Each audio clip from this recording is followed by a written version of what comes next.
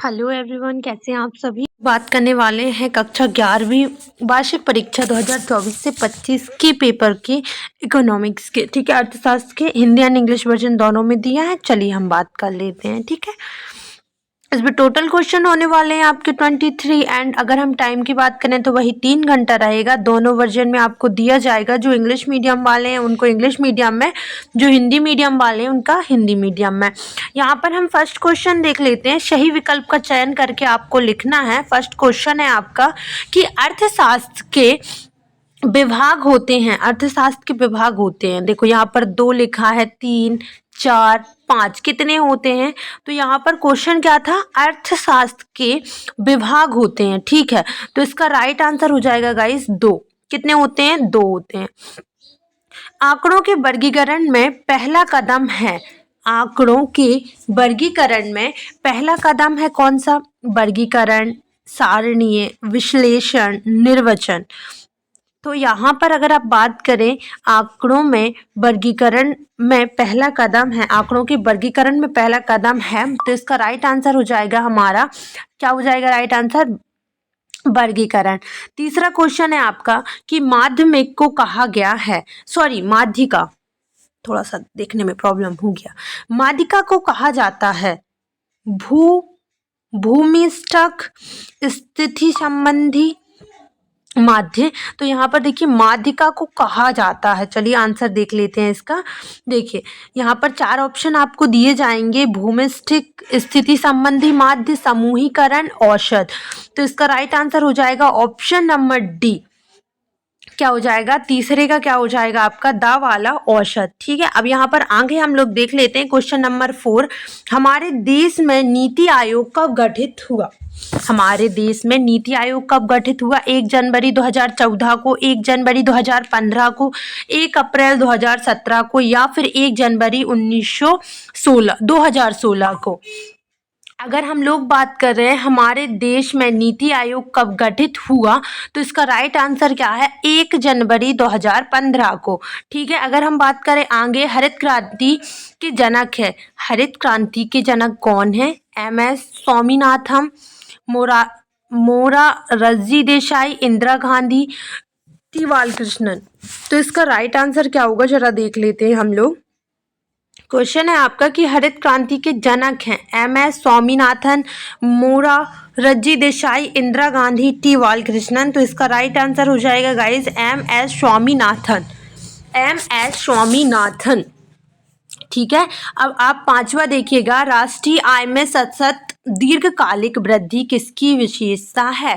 आर्थिक विकास पर टिक लगा है लेकिन जरूरी नहीं यही आंसर होगा। देखते हैं जरा, आर्थिक समृद्धि, धारणीय विकास, इनमें से कोई नहीं। पहले क्वेश्चन एक बार फिर से देखो, बोला जा रहा है कि राष्ट्रीय आय में सतत एवं दीर्घकालिक वृद्धि किसकी विशेषता है।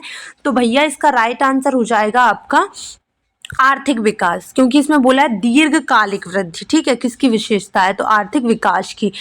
यहाँ पर अगर हम इसकी बात करते हैं गाइस, भाई इस वीडियो को लाइक भी करना, शेयर भी करना एंड नोटिफाइड के लिए आपको बेल आइकन को प्रेस कर लेना है। इसके अलावा टेलीग्राम चैनल को आप लोगों को क्या करना है, ज्वाइन कर लेना है, जिससे कोई भी अपडेट अगर हमें मिलती है तो हम डेफिनेटली आपके साथ शेयर करेंगे। मैंने टेलीग्राम चैनल की लिंक आज ही पोस्ट में डाल दी है, पोस्ट चेक कर लो, जाओ। एंड नहीं मिल पाती है तो मुझे बता देना, कॉमेंट सेक्शन में मांग लेना, मैं दे दूँगी। The department of economics are 2, 3, 4, 5 क्या है भैया राइट आंसर। तो यहाँ पर आप, अरे यार, तो यहाँ पर देखिए क्या है, the department of economics are 2। ठीक है, राइट आंसर है आपका 2। यहाँ पर देखिए सेकंड वहीं पर दिया था ना, सेकंड क्वेश्चन, यहाँ पर देखो सेकंड क्वेश्चन दिया है, the first step is classification of data is, the first step of classification data is classification, tabulations, analysis या फिर इंटरप्रिटेशंस। ओके, तो राइट आंसर होगा आपका ए वाला, क्लासिफिकेशन। ओके, आगे देखिएगा, मीडियन इज कॉल्ड, भाई इसमें तो टिक ही नहीं लगाए हैं ये, आप ना हिंदी वाले जो दिए थे ना उसके अकॉर्डिंग लगा लेना। ठीक है, थर्ड वाले का क्या हुआ था, औसत हुआ था, मतलब इसका आंसर जो होगा, हाँ यार इतने तो हम हिंदी मीडियम वाले भी समझदार रहते हैं जितने आप लोग नहीं रहते हो। Average one when was NITI Ayog formed in our country? So 1st January 2014, 1st January 2015, 1st April 2015 या फिर 1st January 2016। तो राइट आंसर हो जाएगा आपका कौन सा, बताओ कौन सा था उसमें, जल्दी बताओ। देख हमने सारे लगवाए थे फिर भी भूल जाते। 1st January 2015।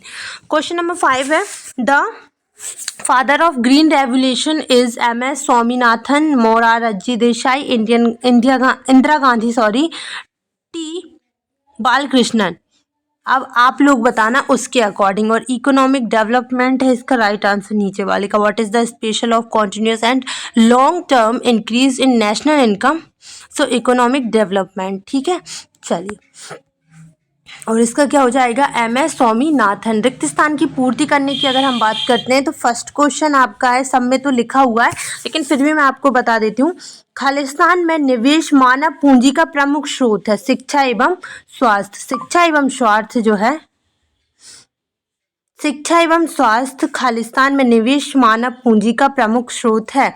सेकंड देखिएगा, नाबार्ड की स्थापना वर्ष 1982 में हुई थी। नाबार्ड की स्थापना जो है कब हुई थी, 1982 में हुई थी। इसके अलावा आप देखिए थर्ड क्वेश्चन क्या है, चीन में वर्ष 1958 में ग्रेट लीप फॉरवर्ड अभियान शुरू हुआ था, ठीक है। इसके बाद क्वेश्चन नंबर 4 बोल रहा है, किसी कारखाने में दूसरों के लिए कार्य करवाने वाला खालिस्तान कहलाता है, श्रमिक कहलाता है। कार्य करवाने वाला नहीं, करने वाला, ठीक है ध्यान से सुनना। खालिस्तान अगर यहाँ पर कराने वाला आएगा तो वो मालिक होगा, ठीक है, नहीं तो फिर गड़बड़ करके जाओ।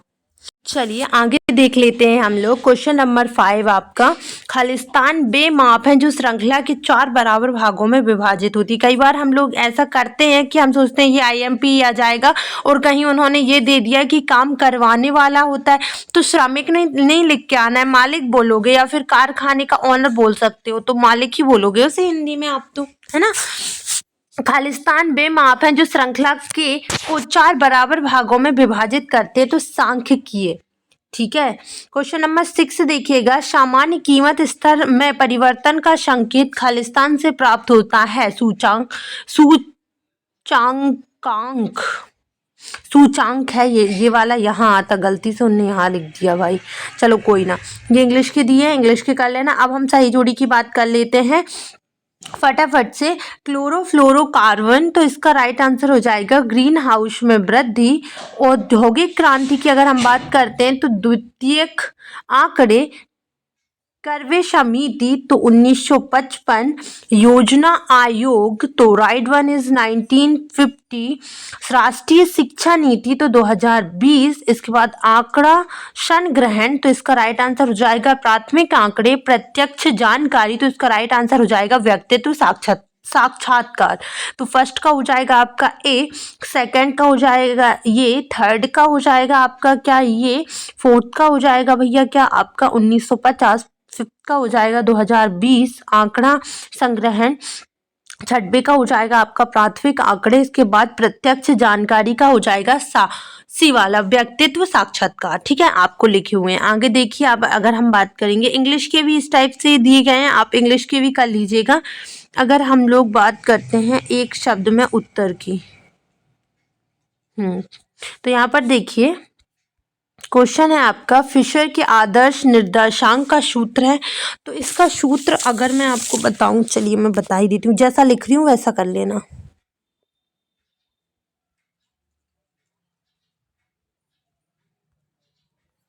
ये ठीक है। अब अगर हम बात करें सेकंड क्वेश्चन की कि कृषि क्रिया किस क्षेत्र में संबंधित है, तो प्राथमिक क्षेत्र से। गवर्नर अधिनियम, नहीं क्या लिखा है ये, एक मिनट, थोड़ा सा समझ नहीं आ रहा, थोड़ा ब्लर हो गया यार ये।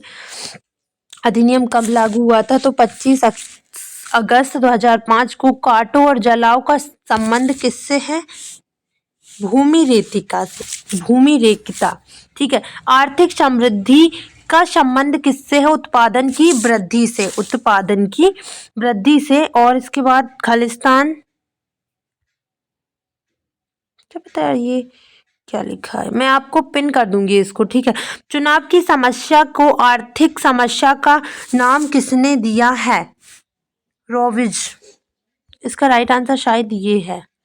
इसमें भी थोड़ा सा कंफ्यूजन है, अगर आपको पता हो तो आप ढूंढ लेना, कोई दिक्कत वाली बात नहीं है, बट मिल नहीं पा रहे हैं। ये आपके कुछ क्वेश्चंस दिए हैं इंग्लिश मीडियम वालों के, इंग्लिश वर्जन में दिए हैं, तो आप निकाल लीजिएगा। अगर हम सत्य असत्य की बात करें तो माध्यिका की बीज गणितीय है, विवेचना संभव नहीं है, सत्य। इसमें सारे टिक है ना, ये सत्य हो जाएगा। हम निर्देशांक पर पूर्ण विश्वास कर सकते हैं, असत्य।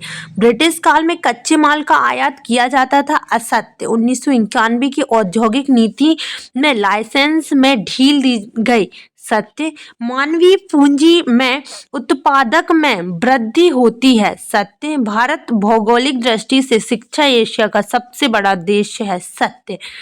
तो पहला आपका हो जाएगा सत्य, दूसरा असत्य, तीसरा भी असत्य, चौथा सत्य, पांचवा भी सत्य एंड छठवा असत्य। समझ में आई बात? चलो ठीक है, आगे देख लो जरा। ये कुछ क्वेश्चंस हैं जो तुम लोगों के लिए बड़े ही इम्पोर्टेंट है ये वाले, तो एक एक बार तो पढ़ लेना, कल है पेपर, तो आई थिंक मुझे लगता है कि आपको ये पढ़ लेना चाहिए। अब अगर बात करूं, बहुत सारे बच्चे सोच रहे होंगे ma'am paper leak paper leak paper leak कर रहे हो। ना भाई ना, हम हमारी मजाल कि हम पेपर लीक कर दें। ये आपका एक इम्पोर्टेंट फॉर्मेट से तैयार किया गया एक प्रश्न है, आप प्रश्न पत्र समझ सकते हैं। जैसे आपके सैंपल पेपर्स आते हैं वैसे ही ये है, कोई पेपर लीक नहीं है, कोई ऐसी चीज़ हमने इसमें इंक्लूड नहीं करी है जो पेपर लीक वाली बात हो। हाँ, इसमें हमने आईएमपी चीज़ें इंक्लूड करी है, पेपर फॉर्मेट से ये तैयार किया गया है, that's it about it, okay. तो बिल्कुल ना सोचे कि पेपर लीक है, सिर्फ इसमें इंपॉर्टेंट प्रश्नों की एक सारणी बनाई गई है और उसे पेपर के फॉर्मेट से तैयार किया गया है, that's it, okay. So thank you so much for watching this guys. मैंने सोचा आप लोग बहुत बहुत डिमांड कर रहे हो, तो मैंने सोचा आप लोगों के लिए लेकर आ ही जाते हैं, ओके। So thank you.